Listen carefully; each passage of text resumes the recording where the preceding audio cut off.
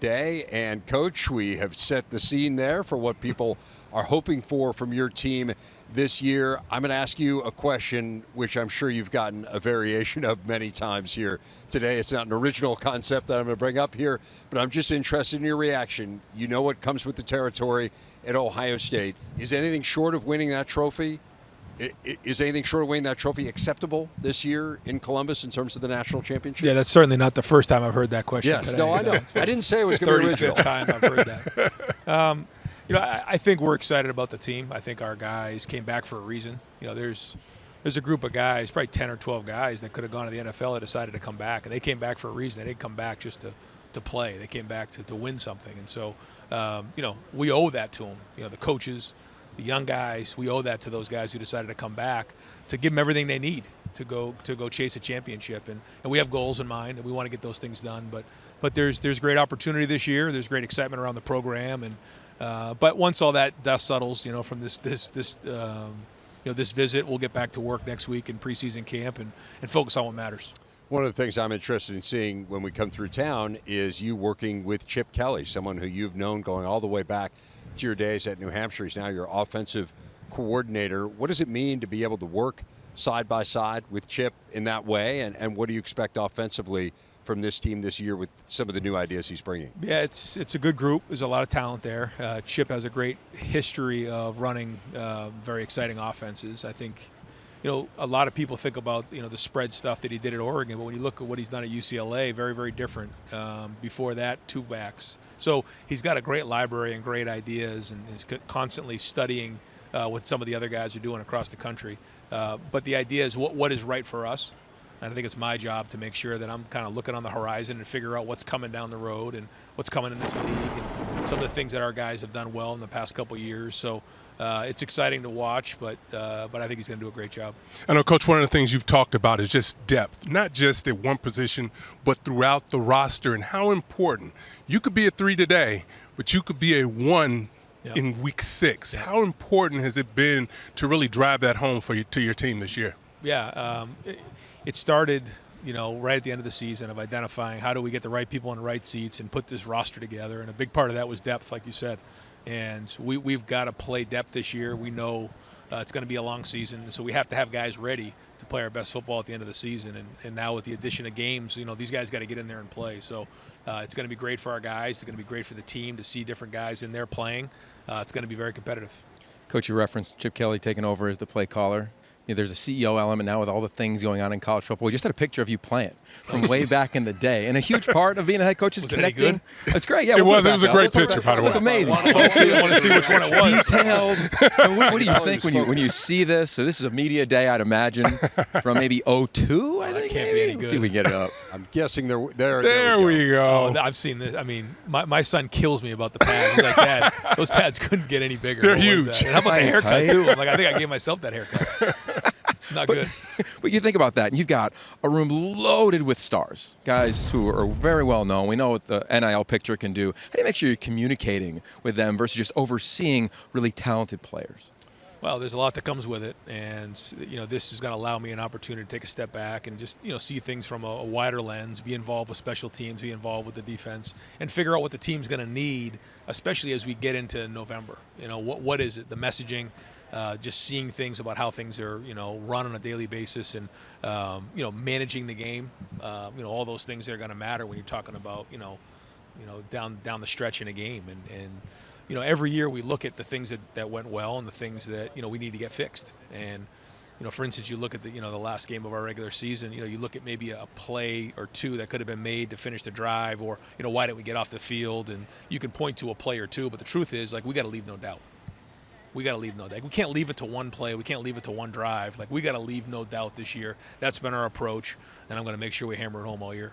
Had a chance to talk with Jack Sawyer a little earlier, and I was just kind of asking him, what has this offseason been like, and how has it been different from previous off seasons?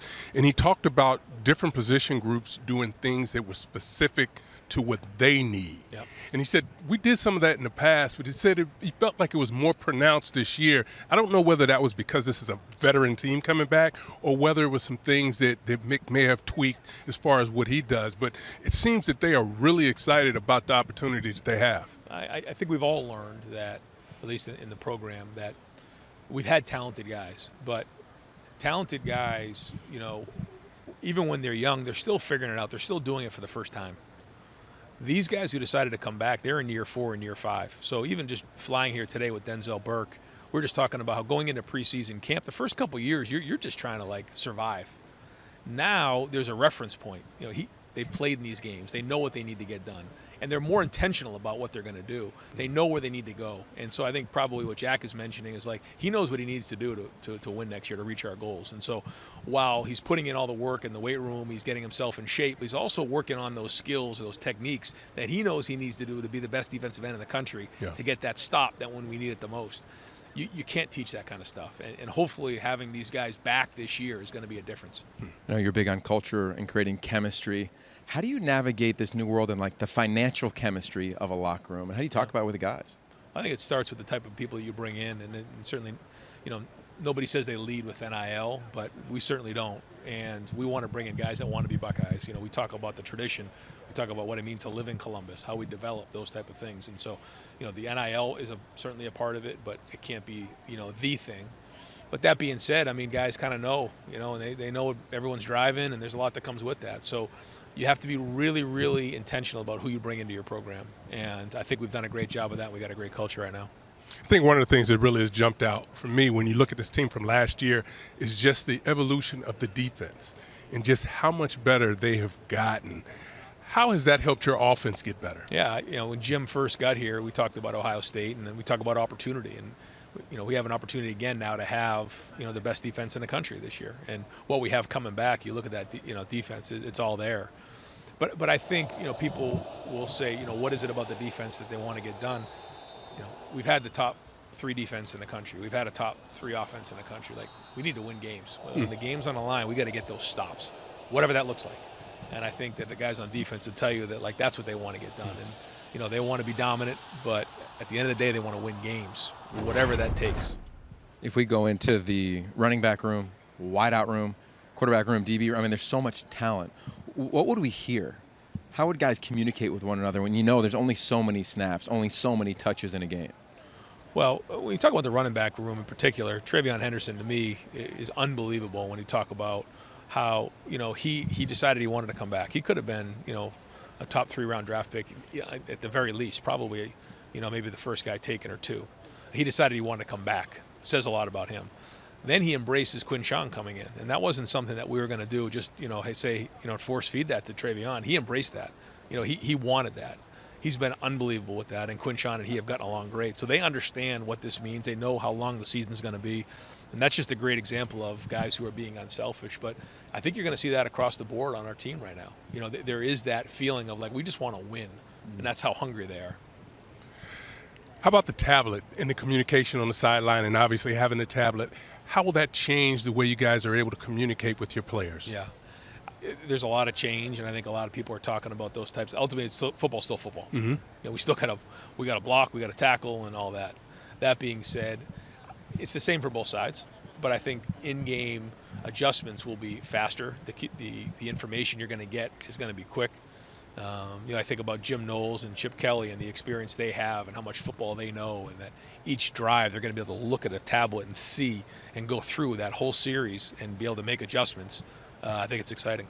Curious about the quarterback position. Is your ideology it'll play itself out, it'll just come to the surface who the starter is in camp, or will be the first couple weeks of the season you try to put them in competitive situations to find out which one of those various quarterbacks will be your guy? Going into the spring, really Devin and Lincoln were the only ones that had been in the offense. So Julian, Will, and Air had not been in the offense. So they were a little bit behind in terms of understanding. Now going into the summer, they've been in it now for 6 months. So I think we're going to get a true feel for how those guys understand the offense. And I think in the first 2 weeks, we're going to get a good idea. Time of immense change in college football. This league kind of front and center now, an 18-team Big Ten conference. Does that change the way that Ohio State operates in any meaningful sort of way, whether it be recruiting or otherwise, playing in an 18-team league that stretches from coast to coast? No, we're still going to do what we do, and It's still in a 9-game conference schedule. We're going to have to travel and go play at Oregon, which is a great challenge we're excited for. But and it's a little bit longer of a trip. But we've always recruited on the West Coast before, so that's not new. But it does give us exposure out there, which is great. And I think 18 teams are winning a Big Ten conference. That's a significant deal. I mean, there's great teams in this conference. I think there's great coaches in this conference right now. Guys have done a great job recruiting. They've been aggressive. So I think the conference is as strong as it's ever been. How does a 12-team playoff change the way that you view a season? I think we're all trying to figure that out. I think the games are going to come at us faster. I think the first weekend and having a bye will be significant. But, you're going to have to get your team ready in about 10 days. You're not going to have a whole month to prepare like maybe in the past. So we all know depth is going to be important because of attrition and because, of injuries. But also, having your team to be able to on the field in 10 days is going to be important, whether it's being fresh, but also schematically having a good plan. You had Got one, a quick Yogi? one Yeah. for you, Coach. Coach Kelly shared a quote with me a couple years ago, which is, quote, praise and blame are all the same. And I'd imagine maybe he said that to you back in the day Sure. when you were rocking that jersey, Yep. too. With that said, how do you talk to these guys, the veteran team that you have, about all of the celebration, some of the criticism that will eventually come their way when probably the best team will have to be the most mature team to navigate 16, 17 games? Well, you don't want to be a distraction to your team. And, we want to stay focused. We know what we need to get done. Our guys are not shying away from the goals. They're saying it, and that's good. There's excitement around that. Now, that doesn't mean anything. We've got to go to work, and we've got to get things done. But ultimately, there's always going to be noise around the program. When you have 12 million fans in your Ohio State, there's always going to be that goes on. When you have a veteran group that's seen the good, the bad, and the ugly, they can handle it in a more mature way and teach the young guys to stay off of those type of things and don't focus on the things that don't matter. New AD and Ross Bjork, tell me about how you go about building that relationship. Well, the great thing was that, Gene had in place that Ross was going to come in the spring, and they were going to overlap for a while. So got a head start and spent some time with Ross out, in L.A. when we were at the Big Ten meetings. Spend some time, obviously, on campus with him. He's come over. We had plenty of meetings and had a lot of time to spend. Got a chance to meet he and his family. Really excited about his experience. He's very aggressive and really, feel great about where college football is going and his experience with that, and taking on Ohio State is something that he's excited about. You can see it in his daily approach, and his communication skills have been excellent. And, he knows how important football is at Ohio State. And so it's been great to work with him and get a chance to know who he is and how he works. I do have to ask you about Urban's comments about this being maybe the most talented roster that he had ever seen in college football.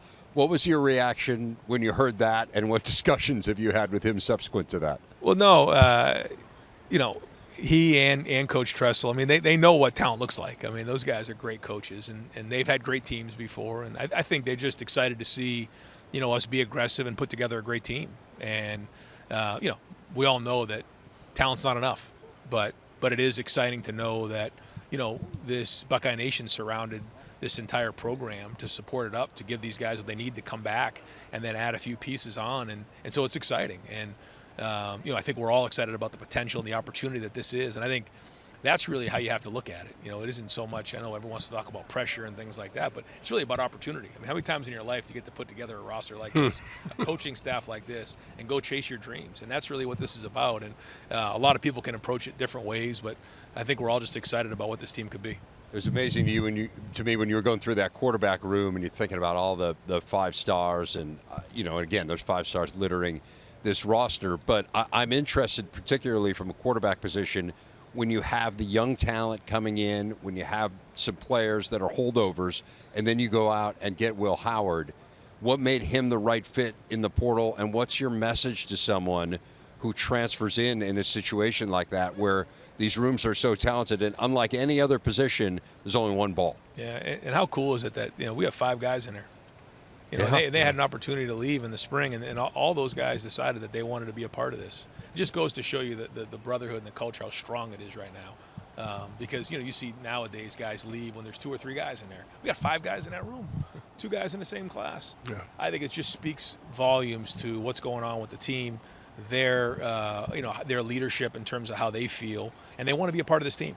And I think they know it's going to be a long season, and they want to be a part of it. How about Will in particular, though? How Yeah. do you go about that when you're recruiting someone who's coming in, having been a starter, and presumably wants to be the starter? Yeah, for us, I think the way that we've developed quarterbacks at Ohio State was exciting to Will. I think the way that we coach the quarterbacks, I think, watching what CJ did this year, coming out in 3 years and being prepared, and just some of the comments he's made that sometimes, our offense is more complex than maybe some of the things he was doing in the NFL.